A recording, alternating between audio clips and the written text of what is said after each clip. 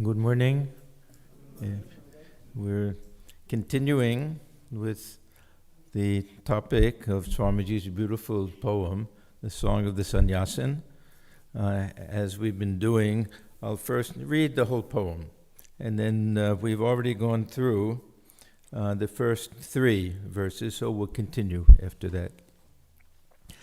Wake up the note, the song that had its birth far off, where worldly taint could never reach, in mountain caves and glades of forest deep, whose calm no sigh for lust or wealth or fame could ever dare to break, where rolled the stream of knowledge, truth, and bliss that follows both.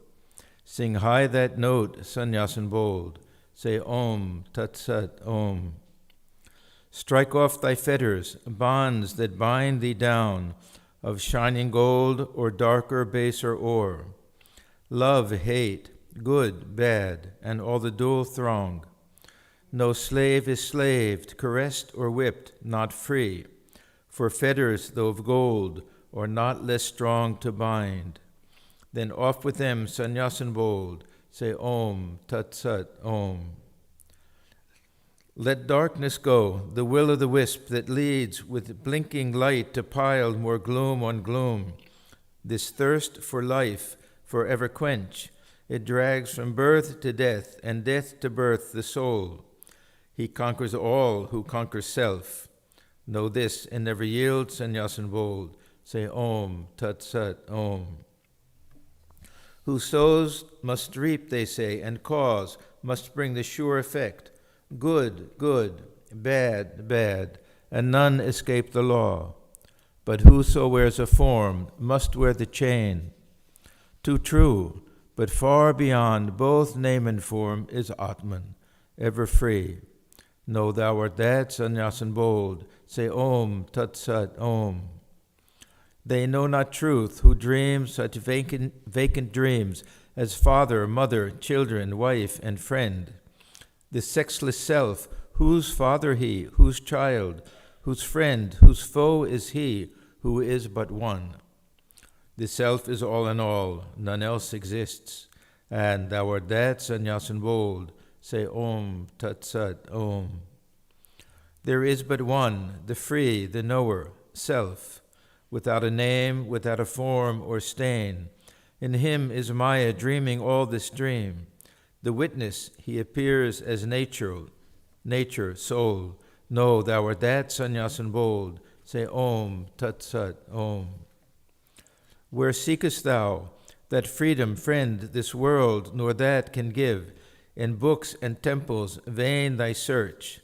Thine only is that hand that holds the rope that drags thee on. Then cease lament, let go thy hold, Sannyasin bold. Say Om, Tat Sat, Om. Say peace to all. From me no danger be to aught that lives. In those that dwell on high, in those that lowly creep, I am the self in all. All life, both here and there, do I renounce. All heavens and earths and hells, all hopes and fears. Thus cut thy bonds, Sannyasin bold. Say Om, Tat Sat, Om. Heed then no more how body lives or goes. Its task is done. Let karma float it down. Let one put garlands on, another kick this frame. Say naught. No praise or blame can be, where praiser praised and blamer blamed are one. Thus be thou calm, Sannyasin bold. Say Om, Tat Sat, Om. Truth never comes where lust and fame and greed of gain reside. No man who thinks of woman as his wife can ever perfect be, nor he who owns the least of things, nor he whom anger chains can ever pass through Maya's gates. So give these up, Sannyasin bold. Say Om, Tat Sat, Om. Have thou no home? What home can hold thee, friend? The sky thy roof, the grass thy bed, and food what chance may bring, well cooked or ill, judge not. No food or drink can taint that noble self which knows itself. Like rolling river free thou'lt ever be, Sannyasin bold. Say Om, Tat Sat, Om. Few only know the truth, the rest will hate and laugh at thee, great one. but pay no heed. Go thou, the free, from place to place, and help them out of darkness, Maya's veil, without the fear of pain or search for pleasure. Go beyond them both, Sannyasin bold. Say Om Tat Sat Om. Thus, day by day, till karma's power spent, release the soul forever. No more is birth, nor I, nor thou, nor God, nor man. The I has all become, the all is I, and bliss. Know thou art that, Sannyasin bold. Say Om Tat Sat Om. We saw the first session, a little bit of the background. This, of course, was written in Thousand Island Park in 1895, shortly after Swamiji had given the monastic vows to 3 of the members, so he was inspired.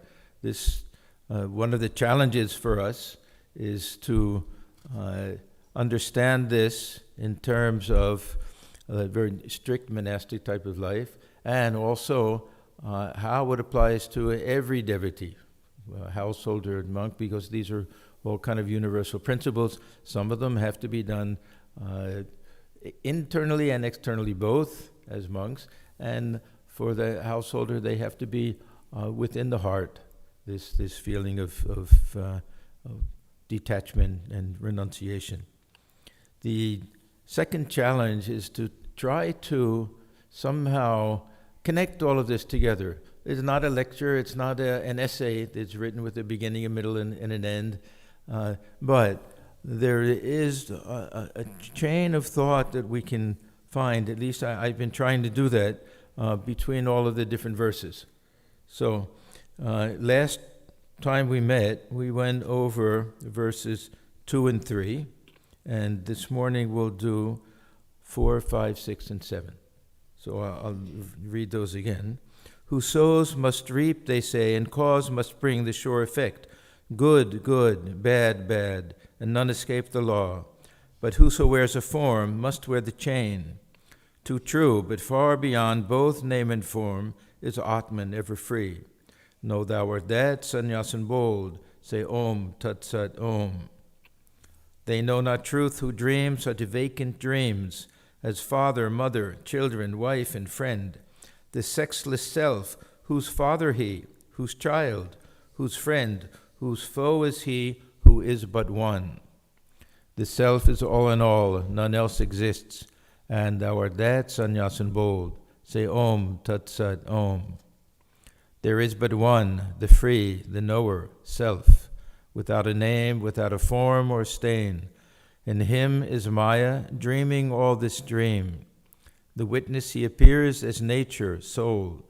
Know thou art that, Sannyasin bold. Say Om Tat Sat Om. Where seekest thou that freedom, friend, this world, nor that can give? In books and temples vain thy search.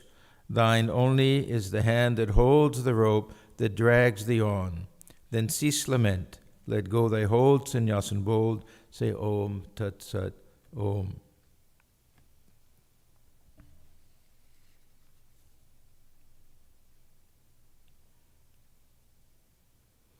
So the first 3 of these verses, especially the first one, deals with the very well-known doctrine of karma.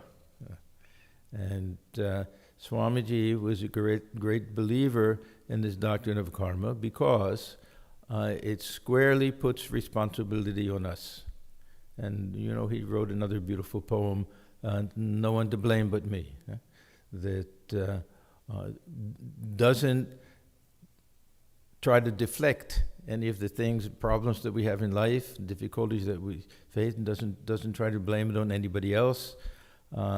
It's a way of somehow getting beyond this very tricky theological question: how does a good and kind, loving God allow there to be so much suffering in the world? So this is it's an attitude, because there will be others who will say nothing happens except through God's will. Not a leaf falls unless it's through the will of God. And then here we'll have this other idea that everything is cause and effect. Everything is a result of karma. Everything is a result of what we've done in the past. There are different ways of looking at things. Are they contradictory? Ultimately, no, really. There's a very interesting conversation that took place between Sri Ramakrishna and one householder devotee. I don't remember who it was, not someone that was so well known, but he was telling Sri Ramakrishna that is it not true that everything happens through the will of the Divine Mother? Because Sri Ramakrishna says that all the time. And generally he himself is giving that teaching. Now this is somebody who is really not prepared to take that attitude and not prepared to say, Mother, whatever happens is your will. That I'm the machine and you're the operator. It's very easy to say. But Sri Ramakrishna, he warns us, this is the attitude of the God-realized soul, that they can say that. So anyhow, Sri Ramakrishna, he says, yes, nothing happens except through the will of God.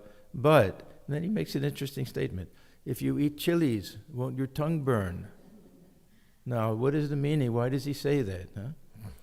That no matter how much you may say it's the will of God, there's cause and effect. And perhaps the will of the Divine Mother is this law of cause and effect. We can explain it that way also, rather than think that there's some divine operator who's actually deciding what leaf will fall and what leaf won't fall. That we have in nature cause and effect, and on the human level also this type of cause and effect. So anyhow, this verse,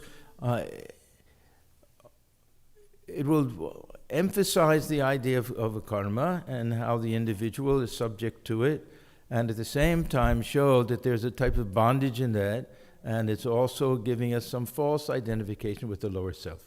So we'll get both of these things kind of all together. So these first three verses, we start out with looking at the individual as a karmic being, as someone who does good things and has a good result, bad things a bad result, from this point of view of the law of karma. And then we'll go a little bit deeper, that this individual is a jiva, dwelling within, not fully identified with any of these things. And then to this idea that this really is the self, the Atman. And then third one, it'll tie it in, this idea that who is this Atman? Nothing but the absolute reality, Brahman. So there is a beautiful logic to these verses if we look into it a little carefully.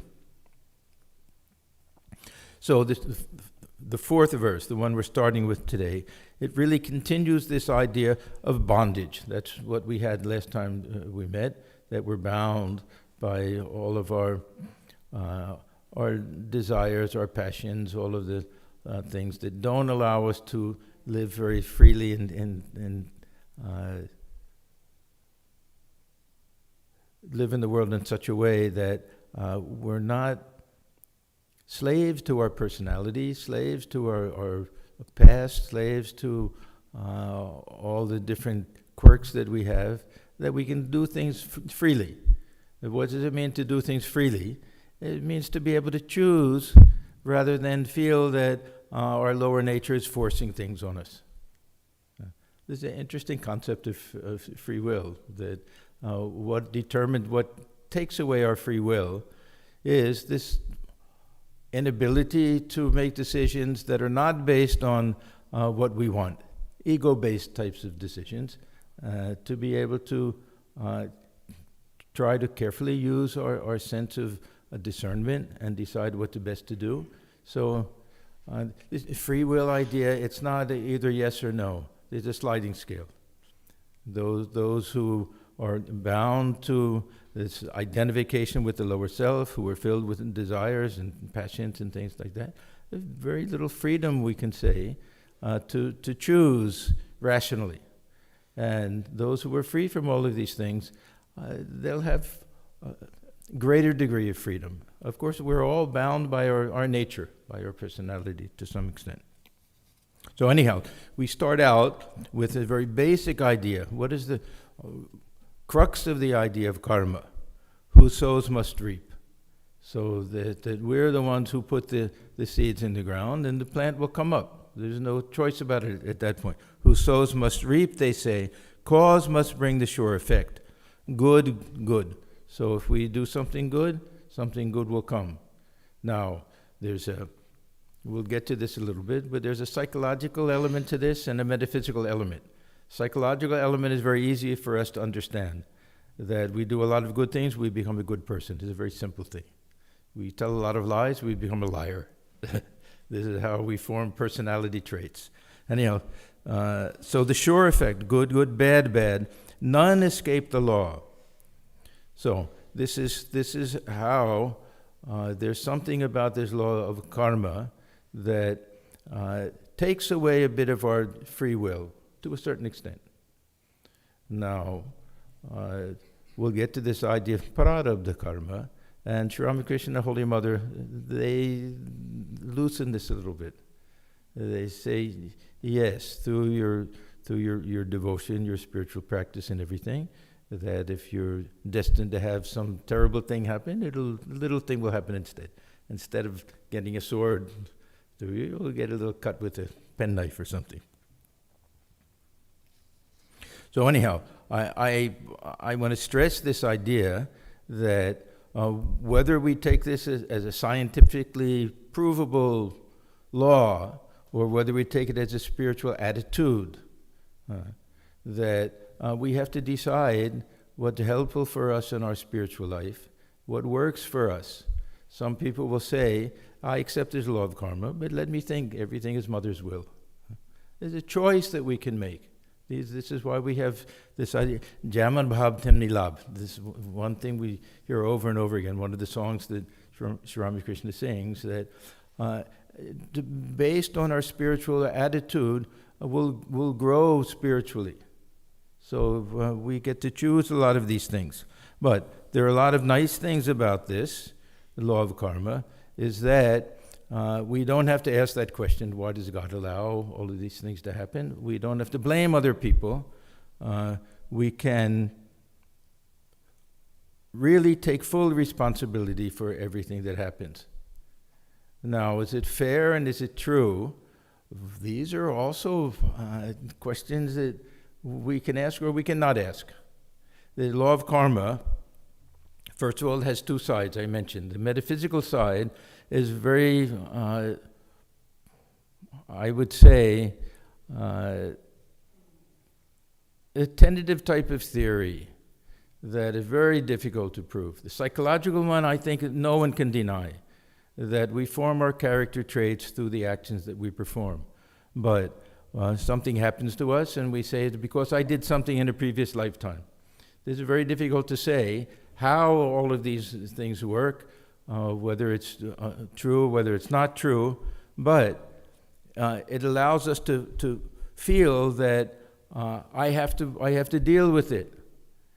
And it allows us to feel that we don't have to have any regrets about things, that yes, now I'm finished with it. I was due to have something happen, it happened, now I'm finished with it.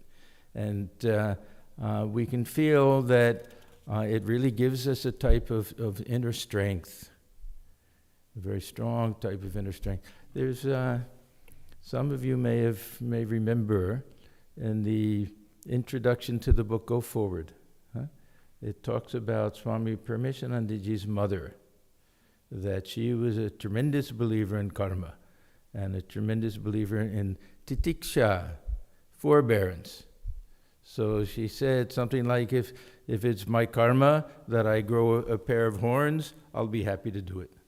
What can I do? This is my karma. So we have this idea. I always mention that the incident with Swami Swahanandaji, that I was walking with him one time towards the end of his life, and he had no attendant at that time. They had all left or gone to India. For some reason, there was no one to serve him. So I said, Swamiji, I feel bad now at the end of your life. There's no one to help you. I was just visiting at that time. He said, what can I do? It's my karma. Now, did he do anything wrong in his life that that he should have to suffer from anything in the end? I don't believe so. But we don't know, of course. Those who really believe in karma will say, yes, it had to have been. If it happened, there had to have been a cause for it. But anyhow, it was an attitude that he had that I could see just removed all sense of second guessing, of regret, of doubt, anything. And he could have grumbled. He said, yeah, there should be somebody, but not at all. You could just see in his face that this was just the solution for him. Now, he could have said mother's will, and probably he also believes that, and that would also be not unusual for him. But he happened to put it this way. So, this is a very simple law of cause and effect, and as I say, we don't have to ask that very thorny question. Why does it love? Say we see an earthquake or something, we see thousands and thousands of people die and everything in one area. Now, did they all have that type of karma, that they had to be there at that time and have? Maybe, but these are very tricky questions and everything. So I don't put too much stock in the details of this theory, but the psychological aspect of it is something that's extremely important. We can't expect to go about and do all sorts of things and then pray for purity of heart. It's not going to work. That if we want to gain in any way spiritually, then we have to change our behavior, because the repeated action is what leads to, this is Swamiji's theory, or his formula, we can say. Repeated action leads to habits, repeated habits leads to character. So this, I think, is psychologically very, very sound, this doctrine, that we're the ones who can forge our own future. So this theory of karma, there's a little wiggle room. Now, if we say that every thought I have is the result of the way I've been thinking my whole past life, we'll never get out of this. We have to feel this, at least enough, we have enough control that we can say, no, I've done that enough. Every time I stick my finger in the fire, I get burned. I'm not going to do it anymore. Now, others may say that this is also your karma, but it requires that feeling that we can put forth self-effort. And Swamiji was also a great proponent of self-effort. In Gita, we have both of these ideas, that raise yourself by yourself, that we have to take control of our lives and take responsibility for everything. So that leads to a feeling of strength, to a feeling of personal responsibility, based on this idea of a certain amount of self-control, all very positive and life-giving ideas that Swamiji loved. He was always talking about we have to be bold, and we have to be strong, and we have to be fearless. So we can just say, yes, these things have happened, there was a reason for it, and I'm not going to let that deter me. I'm not going to be bound by my past. That I know I change my future, I'll change I change what I do in the present, that I'll be able to change my future.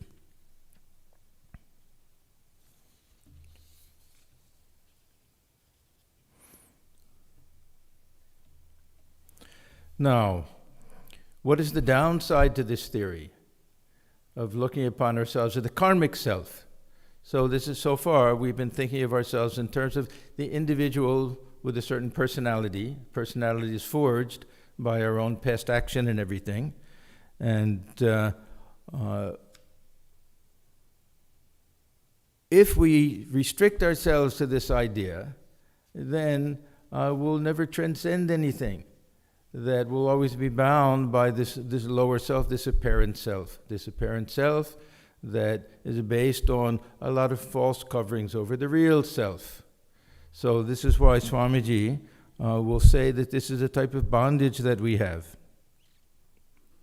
He says, none escape the law of karma.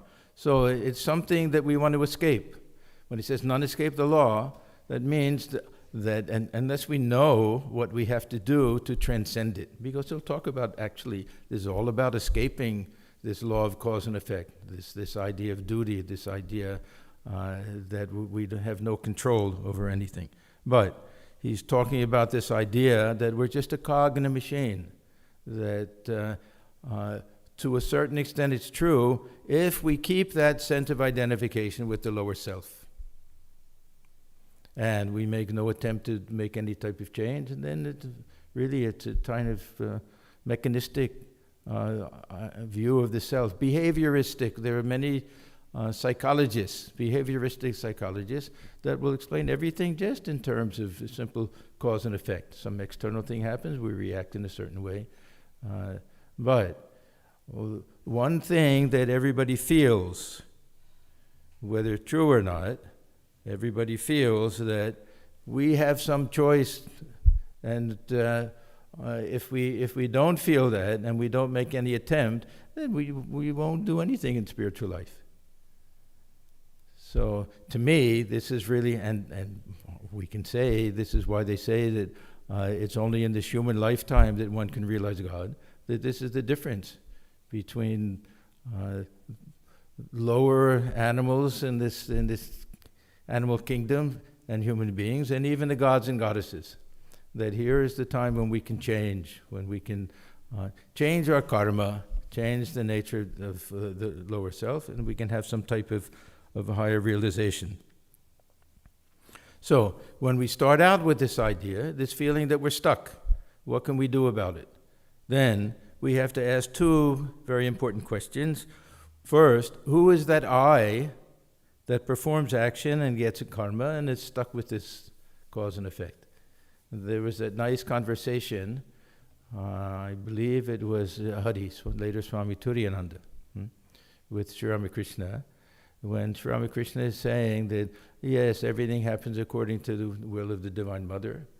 And it's, I believe Hari, he says, yes, but the death to us. That means how much, maybe the play, you say the play of the Divine Mother.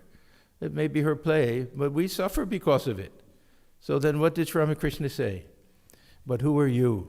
It's very interesting, I would say, a little bit unusual, because it's not the answer that we get all of the time. This is a Ramana Maharshi answer.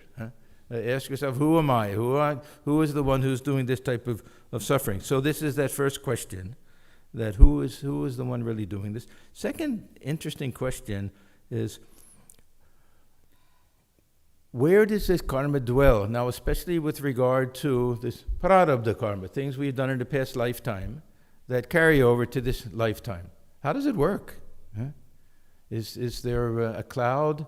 You know, we have now with computers and things.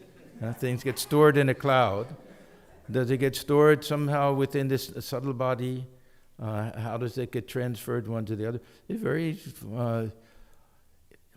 I won't say interesting questions because I'm not terribly interested. But if those who are interested, yeah, they're tricky types of questions. Anyhow, let's get back to the poem. So who is this I? Swamiji writes in this verse, whoso wears a form must wear the chain. So, as long as we're identified with this external form, then that chain is there.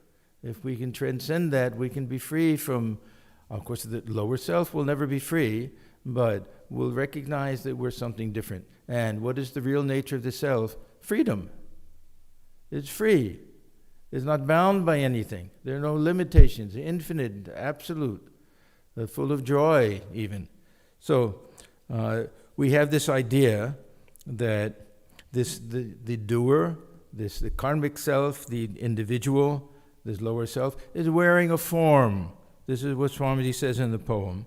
There's the clothing of these different upadhis. We have our external clothes, then we also have the body, then the mind. All of these are different layers that we can pull off. So we can think of these in terms of the 5 sheaths. We've gone through that many times, or 3 different bodies. This is another theory that we have.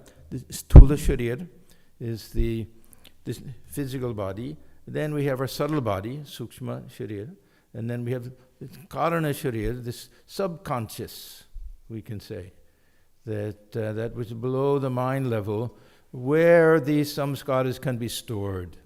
If we want to think in terms of this, how it goes from one lifetime to another lifetime, we can think in terms of this causal body also.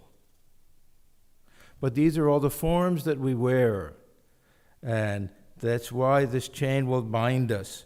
It binds us to this idea of cause and effect. But the real bondage is that we don't know that we're something other than that.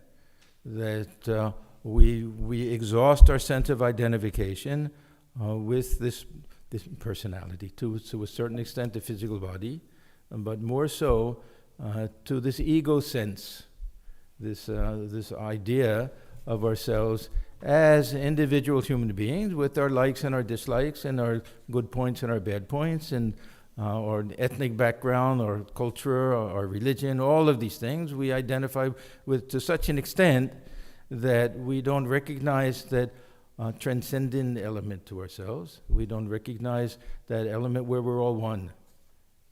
All of this form, name and form that we wear separates us from everybody else also. So we have these three different bodies, and this karma, it dwells in these three bodies in different ways. This is very interesting. This physical body, there's the cause and effect. The repeated actions can actually find a home in the physical body.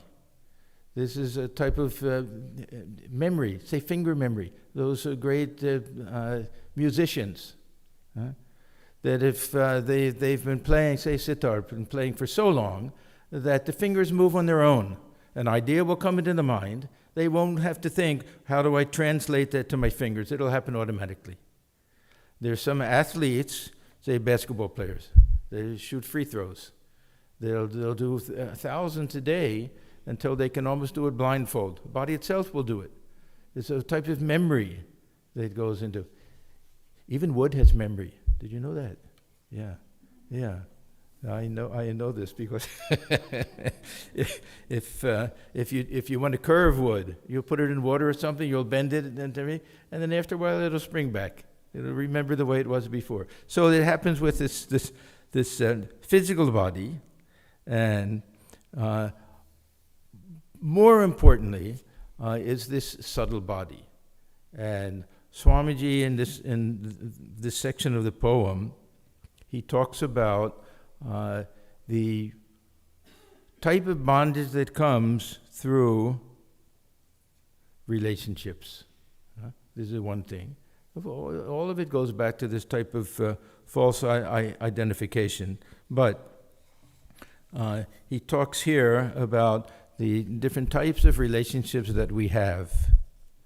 And husband, wife, and parents, and children, all of these different things, that this will also tie us to this idea of our own individuality.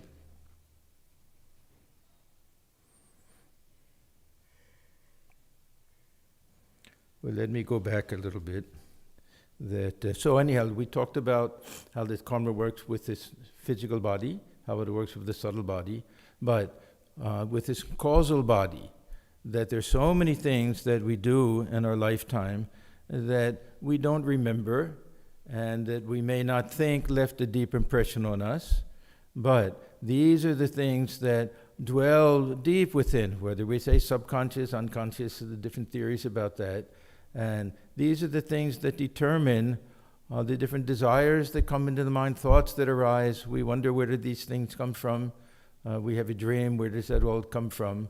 That is all deep within, and it affects the way we live in the world, whether we know it or not. So this process of purification and everything goes all the way down to this level. Now, how do we deal with these things? Sometimes we really try to get to the root of everything. Other times we simply recognize that for some reason, every time I see that person, I get mad. I don't have to figure out exactly why, but I can understand that this is there's no good reason for it, that I'm just suffering, and then deal with it that way. So too much of self-analysis is not a good thing. When it gets too psychological, then we really get tied in with this personality business and everything. A little bit is okay, that we have to understand what's going on in the mind, but really there's no way to get to the bottom of everything. So this is that Karana Sharira.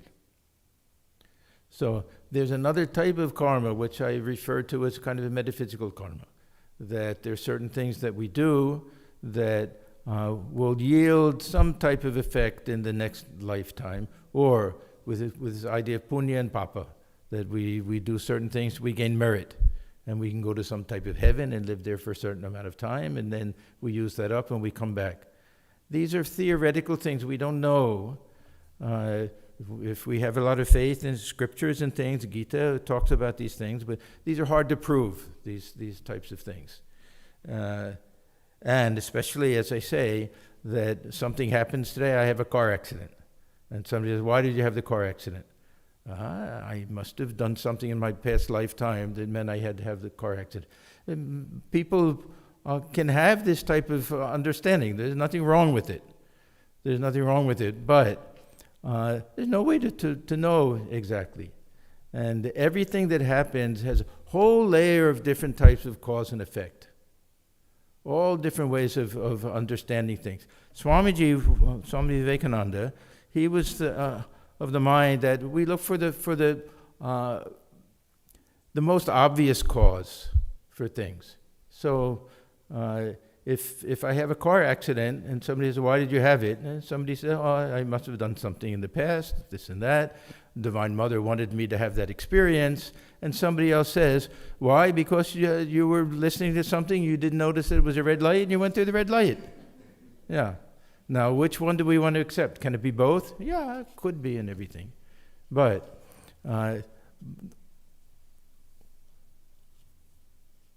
my main point is that the psychological doctrine is so easy for us to understand and accept. We don't have to worry too much about this idea of prarabdha karma. And when it comes to other people, now we may like this idea. Yeah, whatever happened to me, I had to suffer because of this. It's my own fault, something I did in a past lifetime. When it comes to somebody else, then it's very cruel. Very cruel if we say to somebody, they say, I'm suffering from a terrible disease. Well, what could be the cause? And you say, you must have done something bad in your past lifetime. There's nothing to be gained by saying that to anybody. This is what I call the spiritual double standard. We may accept it, yes, I must have done something to deserve it, that's all right. But to tell somebody else is very difficult, especially when, as I say, we see mass things. Say that there's slavery, there's a Holocaust, there's all sorts of horrible things. Everybody who belongs to that group, did they deserve that? It's very hard to say. And I don't like to speculate about these things too much. But to get to this second point, that we want to transcend this level, dwelling within this realm of karma, is to dwell within the realm of maya, within this realm of everything relative, and on some level identifying with everything that's false, everything that's transitory, that's changing, that's not the real self, and it leads to bondage and suffering. So anything that makes us unaware of our higher nature, and this theory of karma does to a certain extent. We have to keep reminding ourselves this is all a question of the mind, and perhaps what happens physically to the body, but we're distinct from that. We can't restrict ourselves to just this physical and mental makeup that we have. So we're trying to transcend. This is why Swamiji writes at the end of the fourth verse, but far beyond both name and form is Atman, the self, ever free. Know thou art that, Sannyasin bold, say Om Tat Sat Om. So we understand karma, we respect it, we may even let it explain why things happen in this lifetime, but we don't restrict ourselves to this karmic self, because that's the lower self, the apparent self. Then in verse 5, he says, they know not truth who dream such vacant dreams as father, mother, children, wife, and friend, the sexless self, whose father he, whose child, whose friend, whose foe is he, who is but one. The self is all in all, none else exists. And thou art that, Sannyasin bold, say Om Tat Sat Om. Now we've left this karmic self, this jiva, the lower self, we've left that behind completely, and now we're told that we're the higher self, and we're told what we have to do to understand that we're that higher self. And basically, it's to get rid of these other false ideas. And Swamiji here, he mentions two of the most powerful reasons why we identify with this lower self. One is this relationships that we have, husband and wife, mother, father, children, all of these different relationships, and gender identity. Husband, wife, all of these, the gender identity. This is one of generally people don't just identify with the body, they identify with a male body or a female body, and sometimes they don't identify with it. But that's a very strong part of the source of bondage to the lower self. So this first relationships, that means we see ourselves intertwined with other people. That keeps us on this earthbound level. That either through birth, we're talking about being a child of parents, so this biological connection, this gives us this identification with this physical body. Physical body comes from the physical body of the mother. So biological, of course, emotional ties to parents and everything that we can't deny. In fact, there'll be some parents with adopted children that love the children more than the ordinary parents, and the children love them more. So we don't like to restrict it, but the mother has to be the biological mother. This is also not fair. But in any event, either through birth or relationship, we choose a wife, we choose a husband, we choose friends, and all of that. That we get this type of identification. And as I say, one of the main causes is that we identify with a male persona or a female persona. This is the second reason for this false identification. So what we nowadays call this politics of sexual identity, something like that, that this highly debatable and something worth debating, this idea of why do we think of ourselves as male or female, and does it have to be restricted to the physical body that we have? These are all the issues that are very difficult to understand, but the point is that no matter what it is, male identifies with, doesn't matter, that it's false identification. This is the whole point, that it's false identification, that we're something beyond that. I identify with my physical body. We may feel ourselves to be male in a female body. It happens. We may feel ourselves to be male, but identify with so-called female qualities. Now, this is also another questionable idea, that there's so many things that are just cultural and false. I'm amazed that even recently, there was some years ago, somebody wrote an article from Harvard, I think, about how the women are somehow less qualified for mathematics and science and things. So it was a well-known person. And nowadays we don't, of course, we think that's nonsense generally. But growing up, I remember that girls were never told that they can go into science or math. They had to take home economics. Do you know about that subject? Yeah, when I was a kid, that the girls all took home ec, it was called. And they learned how to bake and to cook and clean and make a bed and do all the things they were supposed to do. Yeah. So forced into that type of identification. So they grow up without ever thinking they can be anything else. So these all cultural types of things go into it. But the main point is that this is all the type of false identification. And if we think about male and female qualities, that what does it mean? It means the things that we claim belong to women and we claim belong to men, but we understand if we're talking about a combination of sweetness and a combination of strictness and all of these things, to have all of these qualities, the ideal person has all of them together. And who was it who had most beautiful blend of male and female qualities? Sri Ramakrishna.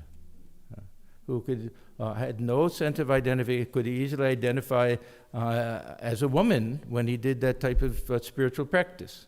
Yeah. And he said himself that doing that type of spiritual practice was a way to break this identification with gender, which means breaking the identification with the body also. So we can say that the ideal person will have a nice blend of left brain and right brain, however we want to understand it, but this harmony of these so-called female and male attributes.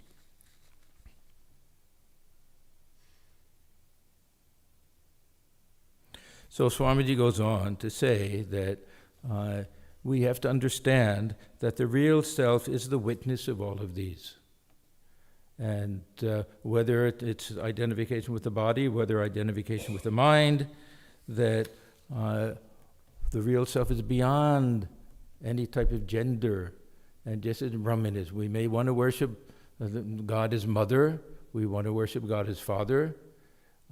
This is our own superimposition on that infinite absolute reality that has nothing to do with any of these things. But it's helpful for us. We understand that there's nothing wrong with it if we know that when I worship God as mother, that doesn't mean that she's a female figure, everybody has to worship. She's only mother. This is the problem. But if we understand that this is, again, a spiritual attitude, then it becomes something very, very helpful for us. So Swamiji says, the sexless self, whose father he, whose child, whose friend, whose foe is he who is but one.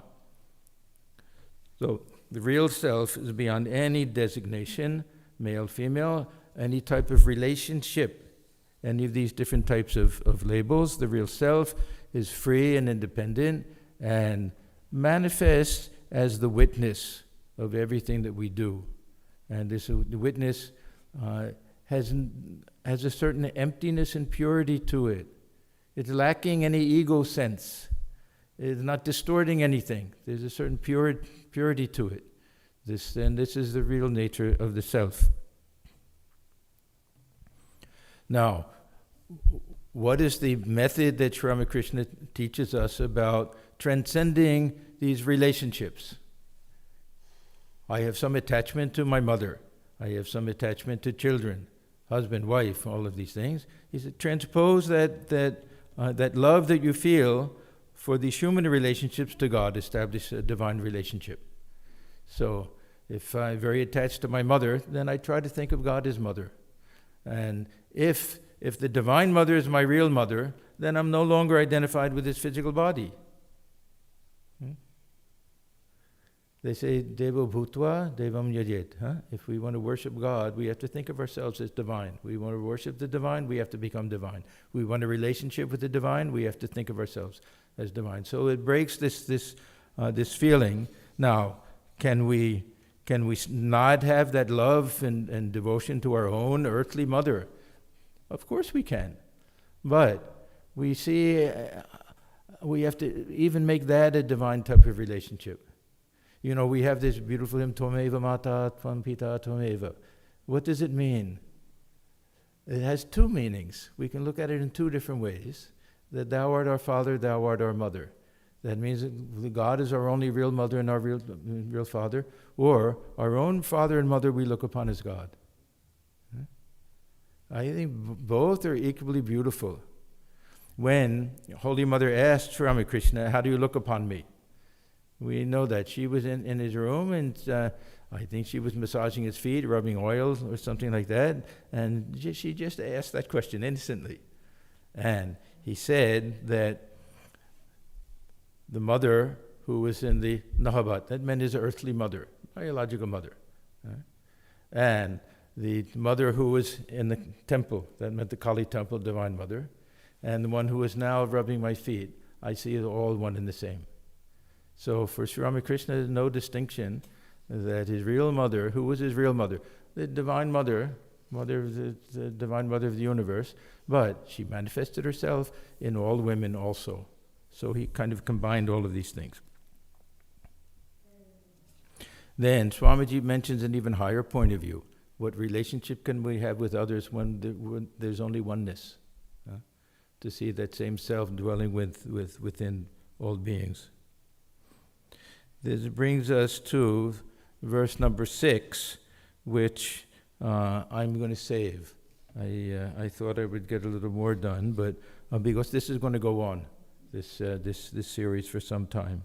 So, and this actually, these 3 verses go together very nicely. Did we do 3 or 2? Anyhow. So anyhow, we'll stop here. We'll continue with this series, I think, the last Sunday this month. Now, we'll take a few minutes to sit quietly for meditation.